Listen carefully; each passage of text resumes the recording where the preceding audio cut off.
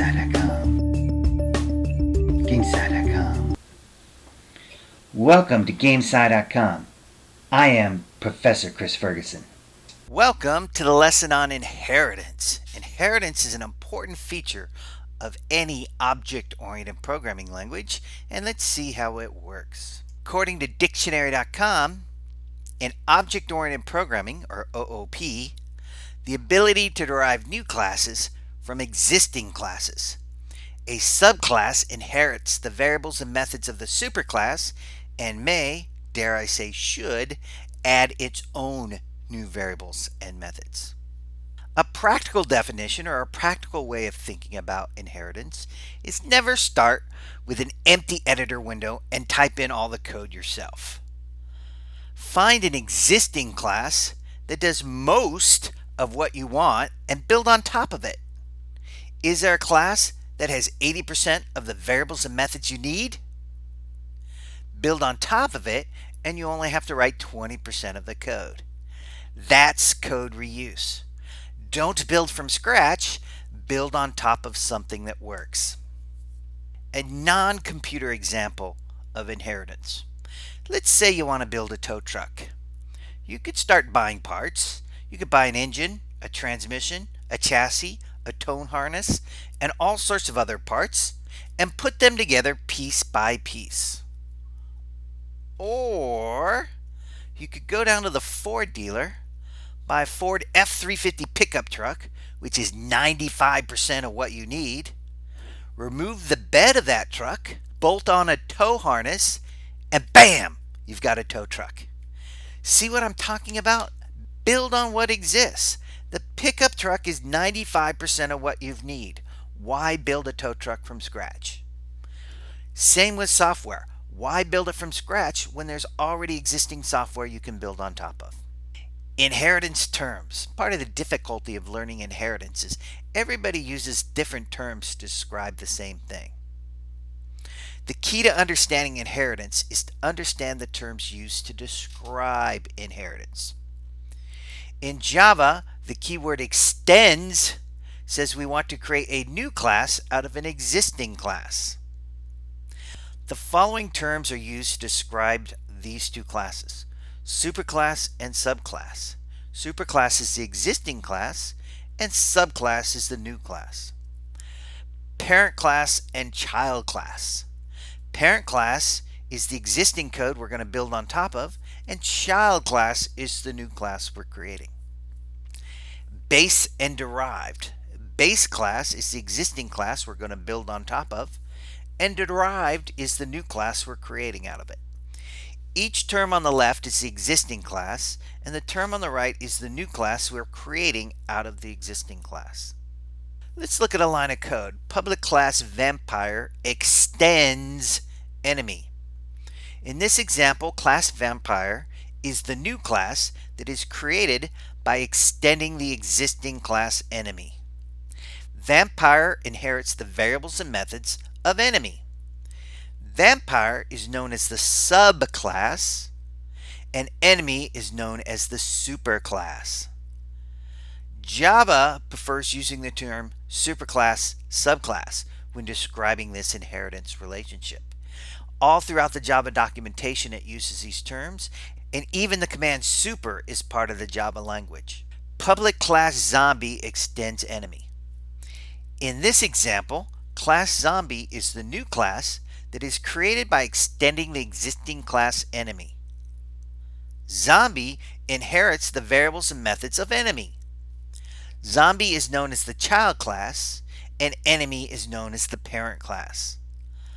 I prefer using the terms parent and child class because they match the term inheritance. A child inherits eye color or hair color from a parent. We understand inheritance is the child receiving something from the parent. And that's exactly what happens. Zombie receives variables and methods from enemy.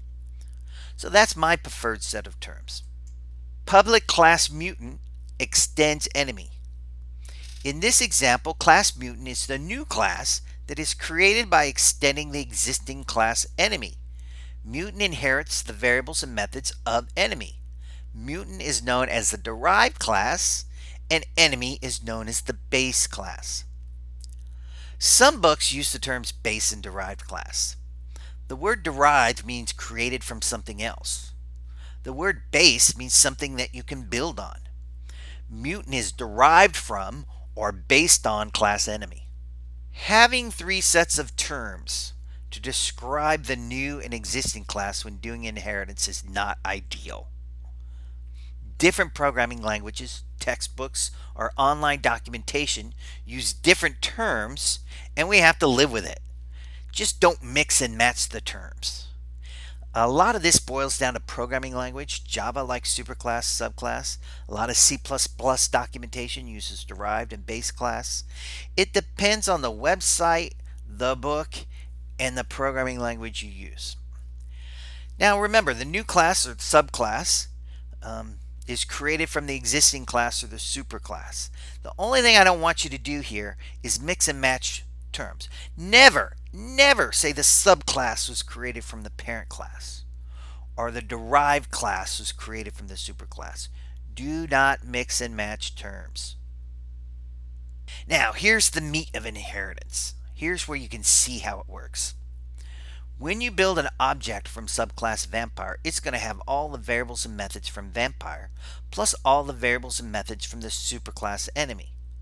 So this line of code, vampire vamp object equals new vampire. This is creating a vampire object using the reference vamp object. You can see what I've put inside my vampire object. It's obviously, as a vampire object, going to have all of vampire's variables and methods. Duh. But since vampire extends enemy, it will clearly also have enemy's variables and methods. That's what inheritance means.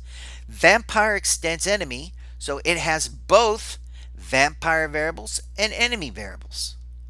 Vampire extends enemy, so it has both enemy methods and vampire methods. Zombie, zom object equals new zombie.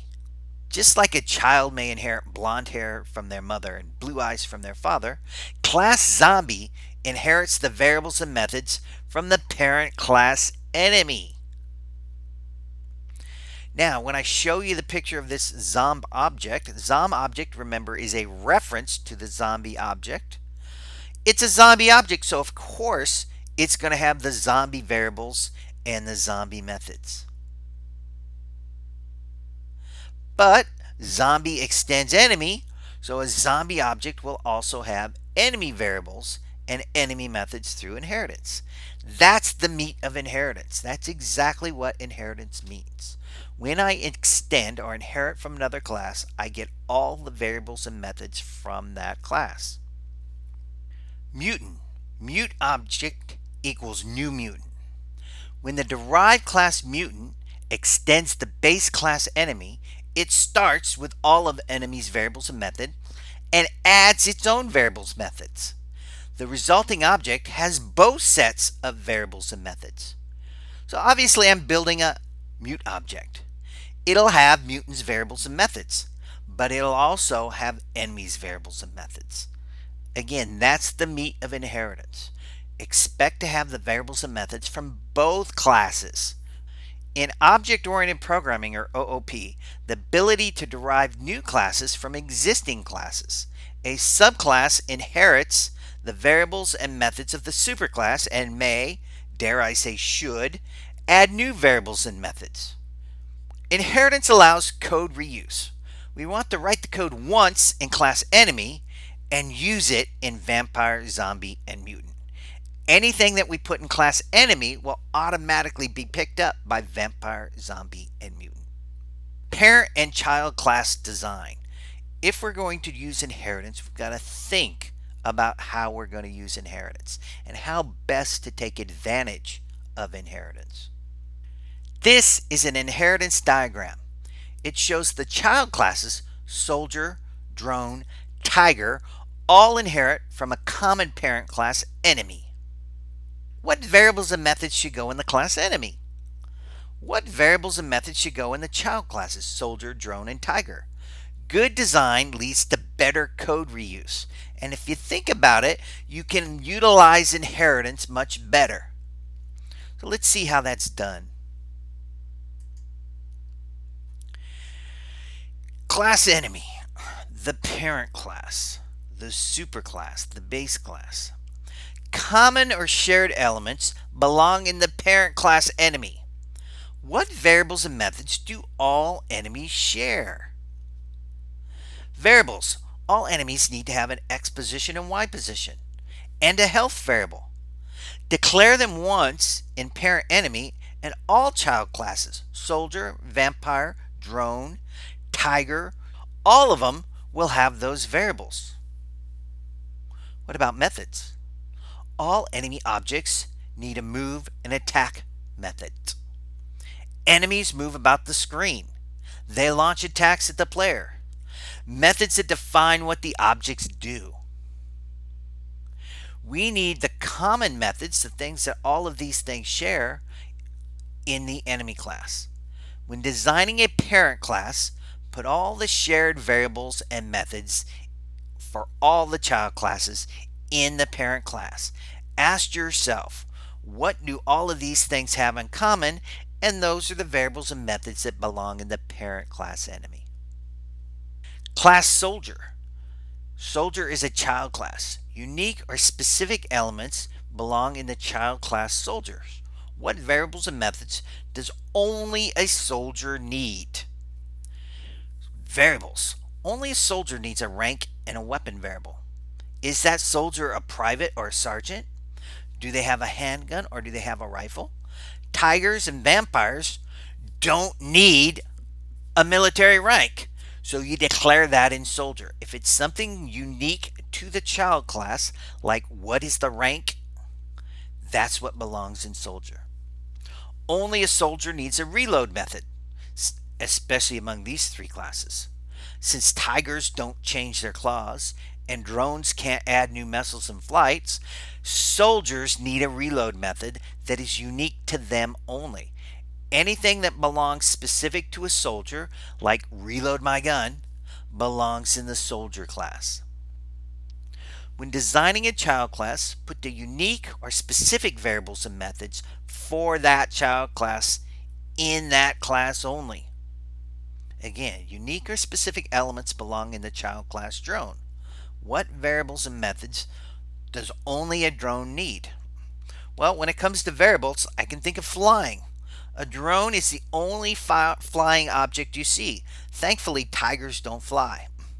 Any variable like height or altitude or airspeed that has to do with flight would go in the child class drone. Methods. Only a drone needs a remote command method. A drone has someone on the ground sending remote commands, like lower your altitude or launch a missile. That belongs in the child class, especially when looking at these three things. If you think something is specific to a drone, it belongs in the child class. Common or shared elements belong in the parent. Unique or specific elements, like flight, belong in the child class. Tiger. What goes in the class tiger? Tiger is a child class of parent enemy. Well, unique or specific elements belong in the child class. What variables and methods does only a tiger need? Variables. How about an isKitten Boolean variable? When true, we're dealing with a baby tiger and it meows instead of roars. No such thing as a baby drone, but a baby tiger is the cutest thing ever. Declare that in the child class tiger. You don't have baby soldiers, you don't have baby drones. If it has to do with being a baby tiger, put it in the tiger class. What about methods? What kind of methods go in the tiger class? Only a tiger class needs a slash or bite method among these three classes. Soldiers don't slash. Drones don't slash, but tigers do slash you with their razor sharp claws. And think about it. What about the isKitten variable? You can laugh when a baby tiger bites your finger, but you can, die when an adult tiger bites. So anything that has to do specific or unique to a tiger, those are the variables and methods that belong in the tiger class. Vampire and Tiger both have a bite method, but they're very different bites. So put a unique copy in each child class. The only thing you want to put in enemy is the things that all the classes share. If one or two classes out of 6 or 7 wants to bite you, then put those unique methods variables in the child class. Inheritance. Inheritance is most used when designing multiple related classes. Write the common code once and share it among multiple related classes. Enemy is the parent class to child classes like vampire, mutant, soldier, tiger, drone, etc. See what we're doing here? These things all have something in common. They are our nemesis. They are our rivals in this video game. Everything that inherits class enemy is going to try to attack or damage the main player of our video game. Since they are related, we use inheritance to create them. Let's say we were doing a car racing game. The parent class car to the child classes Ferrari, Corvette, Prius, Tesla. Now, cars have lots of things in common.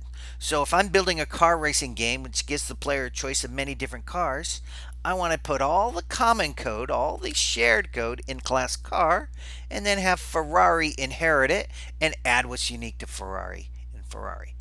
I have Prius, right? Some of these are gas engine cars. Some of these are hybrid cars. The Tesla is pure electric. So there are differences among cars. So the stuff they have in common goes into the parent class car. The stuff that is unique, like the all electric motor, goes into child class Tesla. Shaped is the parent class to child classes like circle, rectangle, and triangle. Drawing things on screen is very, very important. We draw things on screen out of basic shapes like circles, rectangles, and triangles. So I'm going to build a parent class shape that has all the common elements, and then inside circle, rectangle, and triangle, I'll put unique elements like radius. The more code you could put in the parent class, that equals faster development plus code reuse. And that's when we use inheritance, when we're building multiple classes, multiple related classes. We put the common code in the parent class, so developing the child classes is faster. Now, let's look at some code and see visually what that code does. We're going to create a soldier sold object equals new soldier. Look at the object that line of code creates. Notice how the variables from soldier are listed in blue in the object. I decided to color code the objects now. And the variables and methods from the enemy class are listed in red. It's a soldier object, so obviously it's going to have soldier variables like rank and type of weapon. But it inherits from enemies, so it's going to have enemy variables like X position, Y position, and the health. Notice how the methods from the soldier are listed in blue and the methods from the enemy class are listed in red. Soldier methods like reload my weapon, are listed in blue, and enemy methods like move and attack are listed in red. If you look closely, it's the combination of variables and methods that makes the soldier object useful. I get the rank from the soldier variables. I get the X and Y location to write that soldier on the screen from the enemy variables. Let's build a drone object. Drone object equals new drone. And then I'll visually show you what goes in that drone object. Remember, drone obj is a reference to an object. It's the variable that lets us access it, and that's what the line from the reference variable to the object is showing us. Notice again how the drone object has its own variables and methods listed in blue. Only drones fly, so it needs an airspeed and a height variable. And the parent class enemy variables and methods are listed in Y. It needs an X and Y position. It needs a health value. Assuming you're going to shoot this thing down, you got to keep track of how much damage this drone has taken. What about the methods? Drones need that remote command method so someone on the ground can control it, but it also needs a move and attack. And again, it's the combination of variables. So drones fly. It gets its X and Y position on the screen from enemy variables. It gets its height on the screen, basically its z-axis, from the drone variables. Tiger. Tigger or tiger object equals new tiger. Again, take a look at the way I visualize the tiger object. Note the enemy variables and methods that were inherited are listed in red. Things like X position, Y position, and health, and only have to be coded once in the parent class. It's the same code used in all three objects. Rather than declare X position, Y position, and health 3 times in 3 separate classes, we declare them once in class enemy, and you can see all 3 classes pick up those variables. This is code reuse. I write it once and I use it many times. If I were to go on and build 7, 8, 10 different enemy classes out of class enemy, all of them would pick up their X and Y position variable from class enemy. That's code I don't have to write. That means faster development. But Tiger also has its own variables and methods listed in blue. So I have a Boolean variable to say if this is a kitten tiger or not. I have methods like bite and slash, which are very, very unique to Tiger amongst these 3 classes. So when it comes to designing parent and child classes, in the superclass, place all the common or shared variables and methods. Those are the things listed in red in these object diagrams. And in the subclasses or child classes, place all the unique or specific variables and methods. Only drones fly. Only drones are remote controlled. So things that are unique to drone belong in the drone class. Private, public, and protected. These are access modes. We talked about private and public before. Protected is now being introduced because it has to do with an inheritance. Private, public, and protected are what's called access mode. What code has direct access to this element? Private says only this class has access to the element. So if enemy declares something to be private, it's saying internally class can use this private element. But outside the class, no one's going to have access to it. Public is the exact opposite. It says every class has access to this element. When you declare something to be public, you're saying I want everyone to have access to it. No restrictions on who can use it, see it, modify it, change it. Protected is a new element. Protected means this class and any child classes have access to this element. It's the parent sharing things with a child. Protected is much closer to private than it is to public. I've circled the class enemy here, or I've boxed in the class enemy here. And I've declared a private int x position. What does that mean? The variable x position has been declared private. It means only the class enemy has direct access to x position. In other words, you better be inside that red box if you want direct access to x position. The arrow points to where the access is used to change the variable. So you can see internally, I could say x position equals 20. It's a private variable, yes, but it's my private variable, so I have full access to it. Variable x position has been declared private, but class Tiger extends enemy and inherits that x position. Because it is private, Tiger does not, I repeat, does not have permission to directly access x position and is not allowed to assign a new value. So I showed it in red here because it's something that's not allowed. X position equals 30. It's not that Tiger didn't inherit X position, it did. But Tiger was not given permission to access it directly. If enemy had a setter method, then it could change X position by calling this set X position. Just because it's private, you still inherit the variable. But you don't get that direct access to change it or use it any way you want. You have to go through things like set and get methods. Set and get methods that are public. Variable X position has been declared private, clearly.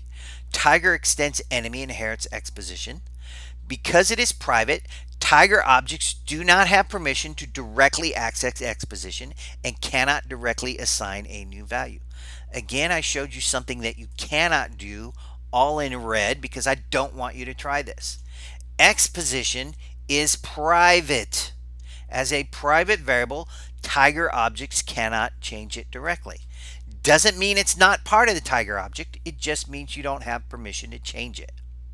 Because it is private, Tiger objects do not have permission to access X position and cannot directly assign a new value. Now, if enemy had a setter method, it could be called to change X position.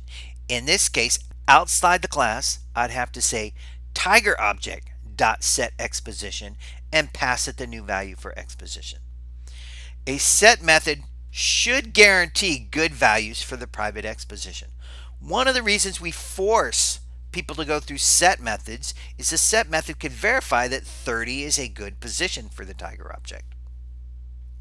Moving on to the variable Y position, you can see that I've underlined public int Y position. The variable Y position has been declared to be public. Class enemy and Tiger and all classes have access to Y position. The red box indicates the code with direct access to the variable Y position, and you can see everything is outlined in red.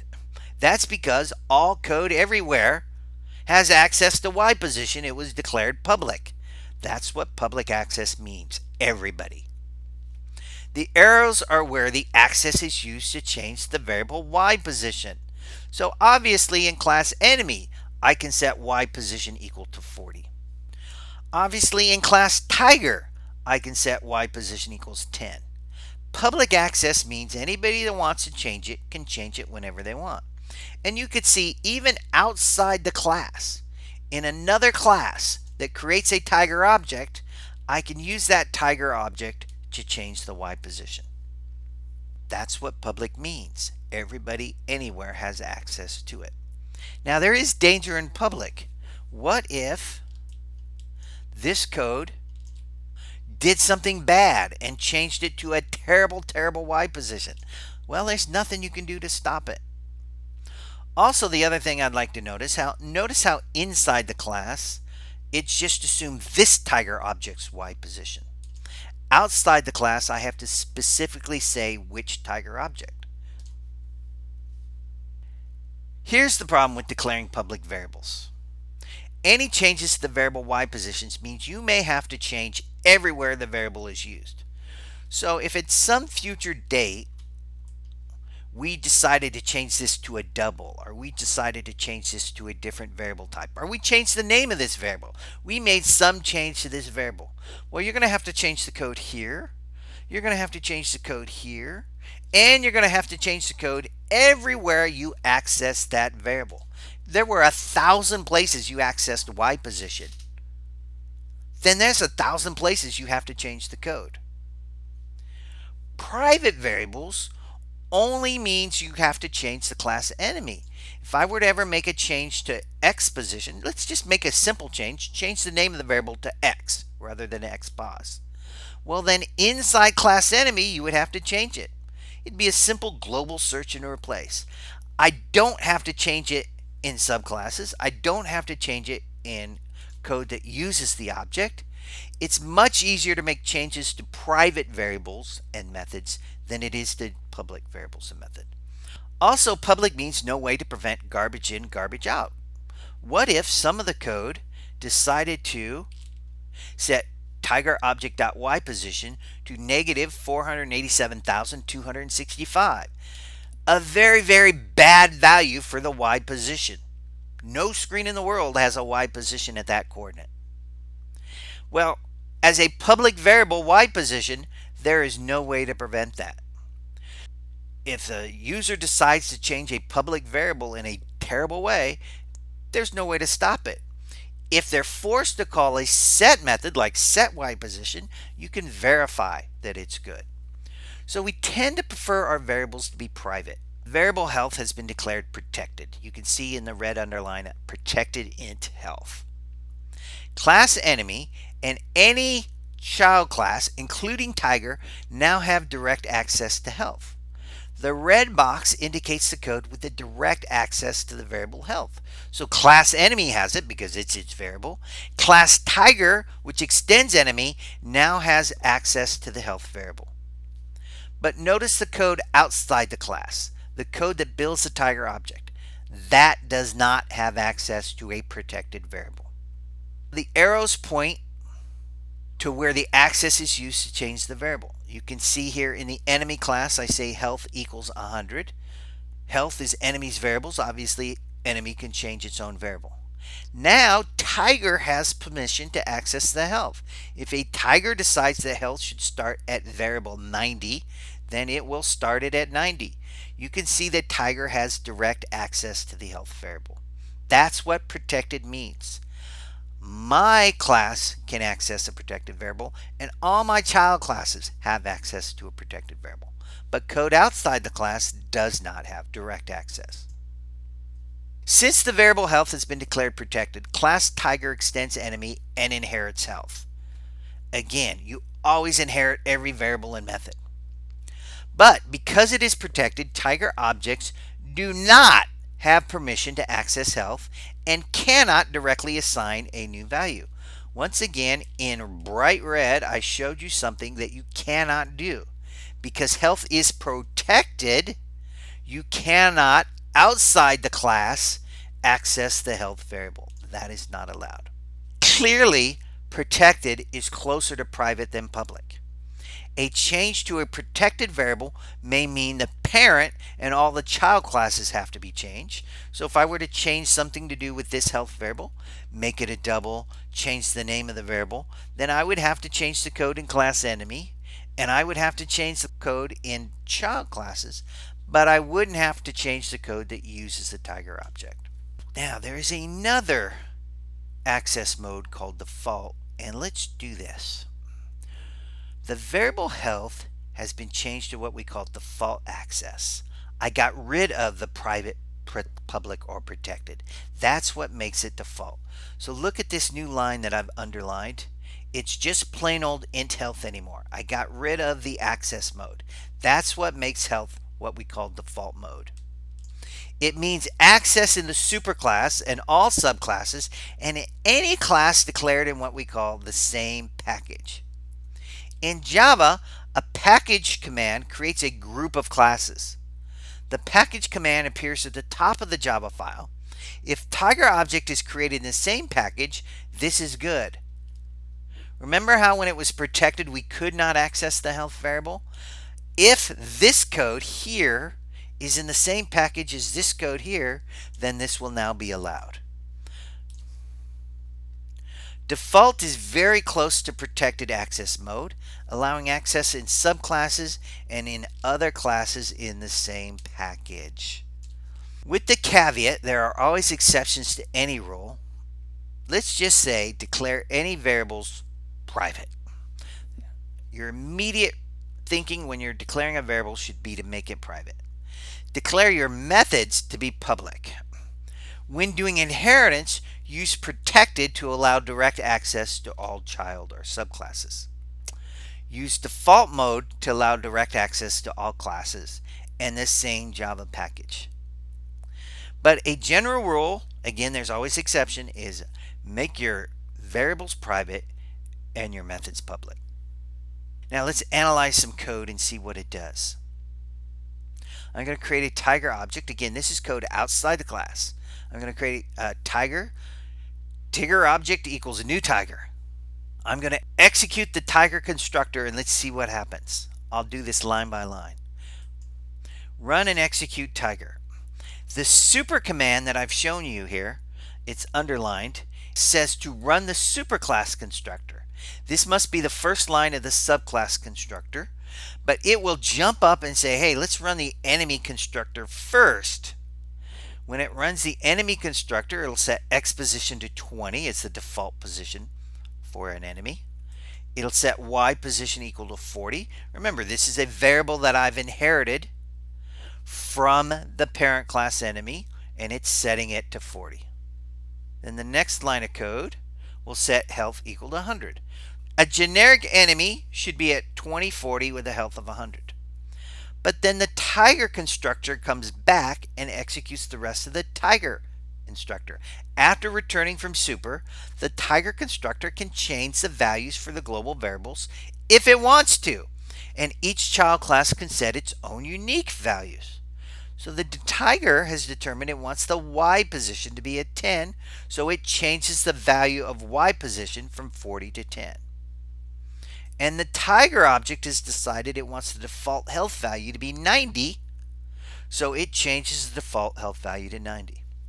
After the tiger constructor has made its changes to the global variables, the tiger constructor will finish and return back to the line of code following the call to the tiger constructor. And that's what this arrow is showing you. Return back after the tiger constructor completes. And not that you would want to do this, but I felt I could show you to it. The tiger object decides to change the y position to 100. Make another change to y position. Now this is only done to demonstrate how an object can change a public variable. I prefer if you do not declare your variables to be public. But it also shows when you're outside the class, to use an object, you have to use an object reference variable. This line of code is saying go to the tiger obj variable, dot y position, the dot goes inside the object, and change the y position variable to 100. Inside the class, notice how you changed it by just setting y position equals to 10. When I said y position equals 10, I said whoever called the tiger object set its y position to 10. But outside the class, since there could be 2, 3, 4, 5, as many tiger objects as you want, you have to specify specifically which tiger object y position do you want to change to 100. Polymorphism. Poly means many. Morphism means to change. Polymorphism literally means many changes. Polymorphism is the ability of an object reference to change, to morph to another object type.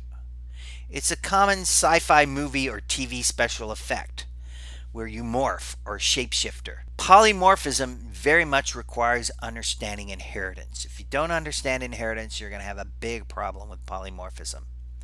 So public class soldier extends enemy. Public class drone extends enemy. You've got to be doing inheritance in order to do polymorphism. So soldier, drone, tiger inherit enemy variables and methods. When a soldier object is created, it will have all the enemy variables and methods. That's what inheritance says. So I've built this soldier object sold obj equal new soldier. And if you look closely at the object that this creates, right, it will have the soldier variables. It will have the soldier methods. That's a duh, it's a soldier object. But it also clearly has the enemy variables and the enemy methods. That's not so duh, that's from inheritance. When I create a drone object, drone object equals new drone. Look closely again at that drone object. It has the drone variables and methods because it's a drone, but it also has the enemy variables and methods because of inheritance. Tiger object or Tigger obj equals new tiger. Look closely at the tiger object that was created. When a tiger object is created, it will have all the enemy variables and methods. Note, all three objects have the same enemy variables and methods. X position, Y position, and health. Move and attack. They all have something in common, the thing they inherited from class enemy. That's straightforward inheritance right there. Now let's look at the polymorphism. Declare an enemy object reference variable. A reference that has not been assigned an object contains the value null. Look at this line of code that's underlined, enemy obj. I've created this variable in computer memory. Enemy obj has the value null. Remember, when you create a reference without an object, it contains the value null. Now I'm going to do something related to polymorphism. I'm going to say enemy obj equals solge obj. What did I just do? I assigned a soldier object to an enemy reference variable. What? Why not? Think about it. A soldier has all of the enemy's variables and methods. If a soldier has all of enemy variables and methods, why can't I assign a soldier object to an enemy variable? Again, follow the code. Look at this arrow. I've just assigned an enemy object to a soldier object. So this enemy object is pointing to this soldier object right there. Well, when I follow this reference of type enemy, what do I see? Enemy variables and enemy methods. An enemy object should have enemy variables and method. There's an old saying, if it looks like a duck, walks like a duck, and quacks like a duck, it's a duck. This is an enemy object here. Right there, that is an enemy object. Well, it has all the enemy's variables. It has all the enemy's methods. Well, that's an enemy object. Not only is it a soldier object, it is an enemy object. Poly means many, so we have to do this again. Let's assign a drone object. So follow the red line of code. Enemy obj equals drone obj. What I'm doing is assigning a drone object to an enemy object. And I'm assigning it to that same enemy reference variable. That's the morph. Did you see it? The enemy object reference was pointing to a soldier. The enemy object reference was pointing this way at a soldier. Now the enemy object is pointing this way to a drone object. That's the morph. The enemy object reference variable just changed from a soldier to a drone. That's the change. Now I want to make it perfectly clear. The soldier object did not change. The soldier object is exactly like it was before.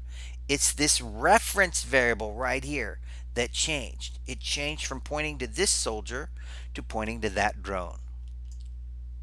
But poly means many, so we've got to do this again. Look at the red line of code. Enemy obj equals tiger obj. I'm going to assign a tiger object to the same enemy reference variable. Polymorphism means many changes. The enemy obj reference just went from a soldier to a drone to a tiger object. That's the morphing. We started here, we morphed to a drone, and then we morphed over to a tiger object. And all of this is because of inheritance. Since tiger extends enemy, tiger has all the enemy variables, all the enemy methods. I can assign a tiger object to an enemy reference variable. If it looks like an enemy, walks like an enemy, and quacks like an enemy, it's an enemy. Or a duck, I can't remember. The only reason enemy object is shown in red is so it can be referred to by any object that has enemy variables and methods. Zombie, vampire, mutant, everything that extends enemy, enemy object works for them.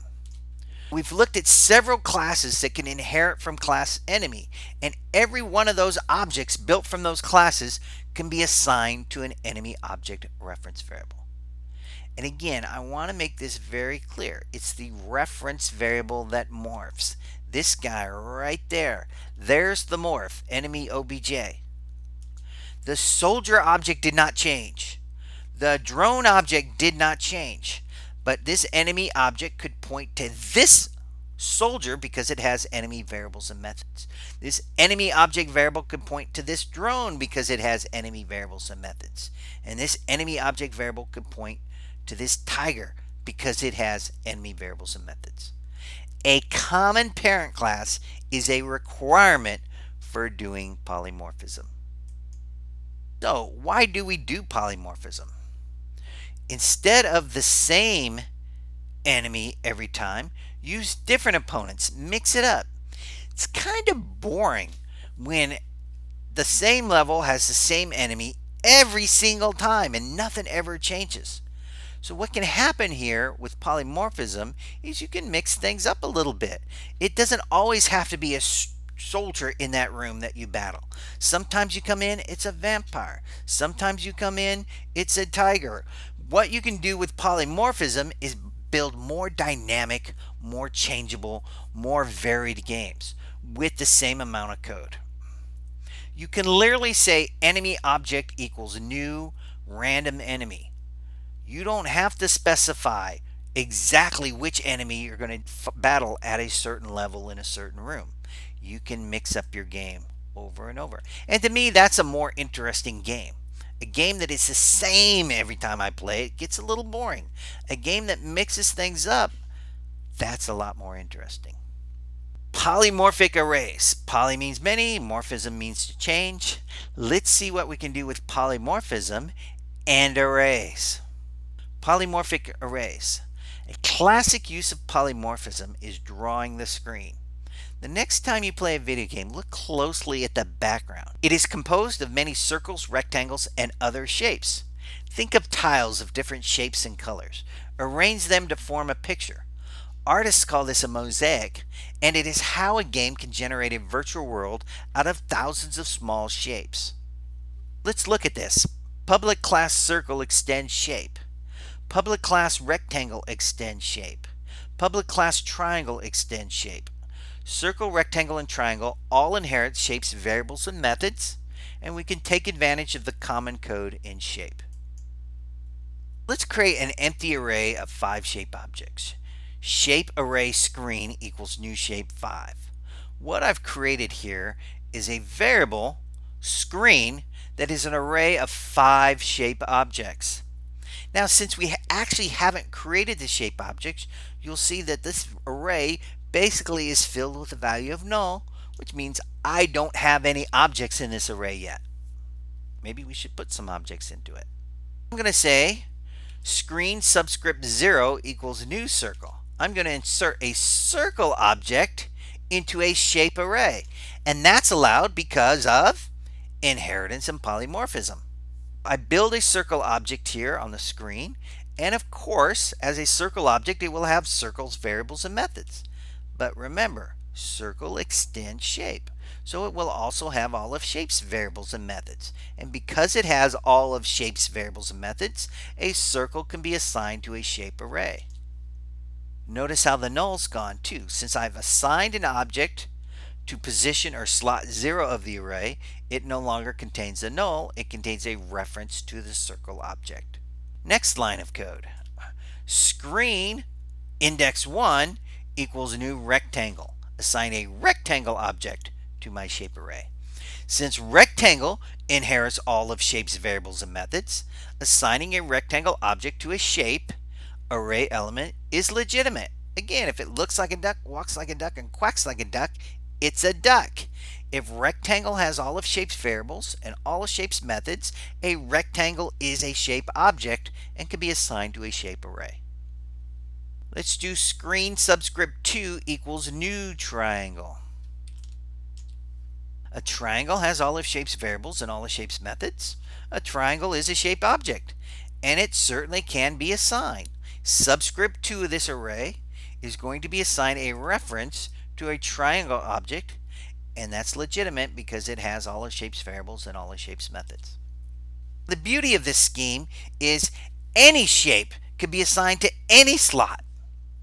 Filling the array with additional objects. Screen subscript 3 equals a new circle. Any object from a class that extends shape can be assigned to any slot of the array. Screen subscript 4 equals a new triangle. This array could be filled with 5 rectangle objects or 3 triangle objects and 2 circle objects. It can be filled with any objects. If I want 5 circle objects in there, I can put 5 circle objects in there. For example, think of a brick wall. A brick wall could be created by storing many rectangle objects in a larger, not just 5 screen array. So if I want to draw a brick wall on the screen, what I'll do is create this shape array, fill it with rectangles, and put them in an XY position so they appear to be bricks. The point I'm trying to make is, thanks to polymorphism and arrays, any slot of the array could be any shape. Anything that inherits shape can be assigned to this array. If in the future I create a new class that wasn't even around, as long as that new class extends, I can assign it into this existing shape array. What can we do with an array of shape? Each shape object, let's say, has a draw method, and a simple for loop spins through each slot of the array to call that draw method. I'm writing a for loop. If you look closely at this for loop, it's the loop that goes through every slot of the array. I is the first slot, and it's going to go to I less than screen.length. So it's going to go to the end of the array, and it's going to access every object in the array that I've shown you here on the screen, starting with slot or position 0. 0 less than 5 is definitely a true statement, which means I'm going to go inside this for loop and execute the for loop. Boom. Access the object at index 0 of the array and execute its draw method. So I went over here to slot 0 of the array and said, oh, you're a circle, draw a circle on the screen. And it used its x and y position variables that it inherits from shape. It used its radius variable that it got from circle, and it drew a circle on the screen. That's what a circle object does. My for loop is going to spin back up. I++ says I equals to 1, which means we're going to select slot 1 of the array this time. 1 less than 5 is definitely a true statement. We're going to go inside the loop and say go to screen slot I, which is 1, and execute its draw method. Access the object at index 1 of the array and execute its draw method. Look closely. If you follow the reference in slot 1, that's a rectangle. And it's going to use the x and y position that it inherits from shape. It's going to use the width and height from rectangle, and it's going to draw a rectangle on the screen. There's the x and y coordinate, there's the width, there's the height. Everything needed to draw a rectangle is stored in this rectangle object. I will draw the rectangle in slot 1 of the array. Spinning up in the loop, I++ will set I equal to 2. 2 less than 5 is still a true statement. So I'm going to go to slot 2 and ask it to draw something on the screen. Access the object at index 2 of the array and execute its draw method. I'm going to go to this triangle in slot 2 and say, hey, draw yourself on the screen, and voila, a triangle appears. It got the x and y position from shape. It got the base and the height of the triangle from triangle, and voila, we're drawing on the screen. I++ sets I equal to 3. 3 less than 5 is still a true statement, so we're going to continue to execute the loop and access the object at index 3 of the array and execute its draw. Well, if you follow index 3, it's a circle. A circle has a radius variable. A circle has an x and y coordinate for the center of the circle, and using that information, it draws a circle on the screen. Spinning up in the loop, I goes to 4. 4 is still less than 5. The length of this array is 5, so that's a true statement. So we're going to go in and draw the next object in the array. So access the object at index 4 of the array and execute its draw. You can see at index 4 we're a reference to this triangle object. This triangle object has a base and height variable, and it has an x and y position from shape. Using that information, it draws the triangle on the screen right there. Continuing on in the loop, I++ will set I equal to 5. That's suspicious. What happens when I is 5? Oh, we check I less than 5. 5 less than 5 is a false statement. See how we're using screen.length here? It may not be the best option here. It kind of always assumes the array is full. A count variable with the number of objects may be better. Also, we might have to add a check for null if there are empty slots. But I know that this array is full, so I can check for screen.length, and when I reach the end of the array, I will exit the loop and not go beyond the last slot of the array. Now we know two things. Number one, I am a terrible artist. What is that, the thing I draw? Some sort of demon jack-o'-lantern? Number two, simple code can draw many different numbers and types of shapes to create a virtual video game world. In the real world, in a good video game, this might be 1,000 shapes. And when you draw 1,000 shapes, an entire virtual world shows up. 5, not so much. But 1,000, you can draw something spectacular. Well, I hope you enjoyed that lesson. Once again, I'm Professor Chris Ferguson. Please visit us at gamesci.com to see more interesting lessons.